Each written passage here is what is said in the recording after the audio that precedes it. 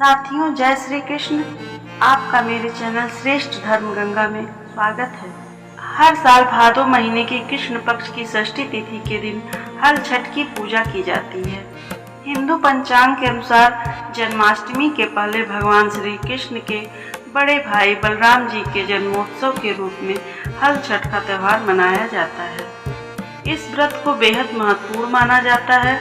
महिलाएं अपनी संतान की लंबी आयु और सुखमय जीवन के लिए हल छठ का व्रत रखती हैं। हल छठ का व्रत 5 सितंबर अर्थात आज के दिन रखा जाएगा। इस व्रत को कथा के बिना अधूरा माना जाता है। तो चलिए आज मैं आपको छठ की कहानी सुनाती हूँ। हल छठ व्रत की पहली कहानी। बहुत समय पहले चंद्र प्रकाश नामक एक प्रतापी राजा था, जिसका एक ही पुत्र था। राजा ने नगर के समीप एक तालाब खुदवाया था, परंतु उसमें जल नहीं रहता था। कितना भी जल भरा जाए तुरंत ही सूख जाता था। तालाब को सूखता हुआ देखकर नगरवासी राजा को कोसते रहते थे। राजा सदैव दुखी रहते और कहते थे कि मेरा धन और धर्म दोनों नष्ट हो गया। एक दिन स्वप्न में वरुण देव ने राजा से कहा कि हे राजा, यदि तुम अपने पुत्र की बलि दोगे तो तालाब जल से भर जाएगा। प्रातःकाल राजा ने स्वप्न की बात दरबार में बताई और कहा, मैं अपने पुत्र का बलिदान नहीं कर सकता, चाहे तालाब में पानी रहे चाहे ना रहे। राजा की बात सुनकर राजकुमार बोला, मैं स्वयं अपनी बलि दे दूंगा, क्योंकि मेरे बलिदान से मेरे पिता का यश बढ़ेगा तथा जनता को सुख मिलेगा। यह कहकर राजकुमार स्वयं तालाब में जाकर बैठ गया और उसके प्रभाव से तालाब शीघ्र जल से भर गया। उसमें कमल के फूल भी खिल गए। राजा ने यह समाचार सुना और दुखी होकर वन को चला गया। वन में 5 स्त्रियां हल छठ माता की पूजा कर रही थीं। राजा द्वारा व्रत विधि पूछने पर स्त्रियों ने माता की महिमा का वर्णन किया, जिसको सुनकर राजा बहुत प्रभावित हुए और वापस लौट आए। रानी से कहा कि तुम भी हल छठ माता का व्रत तथा पूजन करो।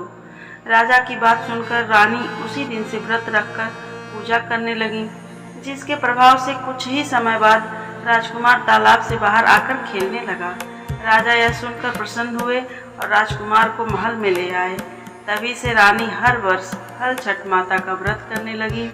हे हल छठ माता, जैसे आपने रानी का भला किया, उसी तरह से व्रत कहने, सुनने और हुंकार भरने वाले का भला करना।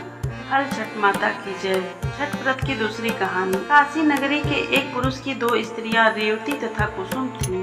भाग्य से कुसुम के 2 लड़के थे, परंतु रेवती के कोई संतान न थी। सौत के 2 लड़कों को देखकर वह हमेशा ईर्ष्या से जला करती थी। एक दिन ईर्ष्या के कारण वह कुसुम से बोली, हे बहन, तुम्हारे पिता बहुत बीमार हैं, उन्होंने तुम्हें देखने के लिए बुलाया है। अभी एक राहगीर यह संदेश दे गया है। यह सुनकर कुसुम अपने दोनों पुत्र रेवती को सौंपकर पति की आज्ञा लेकर अपने पिता के घर चली गई। इधर रेवती ने सौत के दोनों लड़कों को मारकर गांव के बाहर जंगल में फेंक दिया। उधर कुसुम पिता को सकुशल देखकर चकित हो गई और उसे अनिष्ट की आशंका होने लगी। तब कुसुम की माता बोली, हे बेटी, आज हल छठ माता का व्रत है, अतः आज मत जाओ। माता की बात मानकर कुसुम ने हल छठ माता का व्रत रखा, पूजन किया और प्रार्थना की कि हे माता, मेरे बच्चों को संकट से बचाए रखना तथा दीर्घायु रखना। दूसरे दिन वह माता पिता को प्रणाम करके अपने घर को चली गई। गांव के बाहर अपने दोनों बच्चों को खेलता देखकर वह सोचने लगी कि मेरे बच्चों को यहाँ कौन लाया है। तब बच्चों ने कहा कि हमें तो बीमाता रेवती ने मारकर यहाँ फेंक दिया था। शाम के समय देवी माता आकर हमें जीवन दान दे गई हैं। इसे हल छठ माता की कृपा मानकर कुसुम छठ माता का गुणगान करती हुई अपने घर को आई।